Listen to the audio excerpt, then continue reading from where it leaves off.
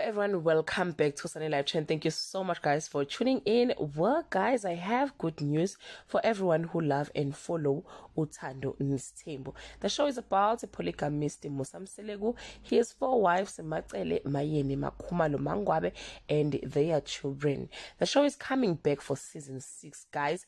Uthando nesthembu ke lwaqala ngo-2017 for season 1, and we were introduced to this beautiful family.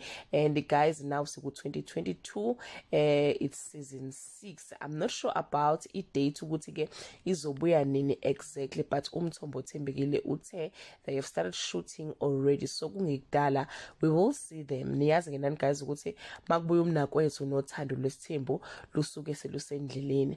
Abantu ke they are actually expecting izinto ezintsha on the show, but sibekhathele ke lindaba kaMseleku no number 5. I think indaba ka number 5 was initiated ngo season 2, which was 2018. So if ngampela umseleku wayefuna umfazi, wayefuna number 5, hayi bakithi ngabe usamlobola wamthatha. Kodwa ke manje inkinga, every season they bring up this number 5 nalaba khosikazi zakhe ke elokhu enqaba ethi hey asimfuni umseleku uyamfuna.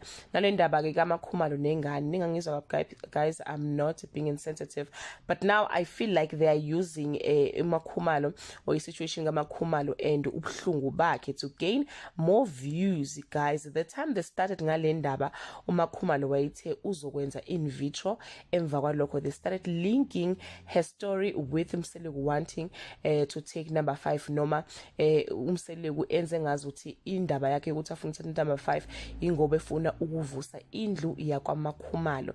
Even suggested ukuthi uzothatha umuntu wakwaMakhumalo ukuthi ke avuse indlu yakwaMakhumalo, of which I don't think leyo nto leyo it's possible guys, because nje ingavele ibanga inkinga ngempela ngoba manje uthi lo muntu azomletha uzobe ezozala ingane kaMakhumalo. I know it won't work. I don't think it will work guys. I think into engabasebenzela ngampela ilento ye-in vitro, because you just uthe ukhokhela umuntu ukuthi akukhulelele ingane bese kunika ingane, then the life goes on. By this time if really they wanted ingane ngabe sebeyiphethe using lezi indlela ezikhona nezisetshenziswa if umuntu wesifazane engakwazi ukuthi ke azikhulelele umntanakhe. Ngabe sebesitshelile futhi about the challenges they are facing trying lezo ndlela uma ngabe babela ama challenges. On the previous season guys, uMamkhulu also advised Makhumalo not to allow uMusa to use her ngale ndaba yesidina sika number 5. Well guys, I just wish they can come up with something new. Sikhathele ngampela ama emotional blackmail bakithi ngapha omangwabe nomayeni saying they are leaving if number 5 efika. Bazi kahle ukuthi ngebazi baye indawo labakhosikazi labo. Yabona nje udlalwa nje ngathi la kuThando nesithembu kahle kahle ama reality show guys. Hayi cha, mina ngampela sengibuye ngawathembi kahle. We love them and we wish they can come or they can bring us new tea this time. That's all I have for today. Do leave your comment below and share your opinion. What would you like to see in this coming season of Uthando nesthembu? Bye.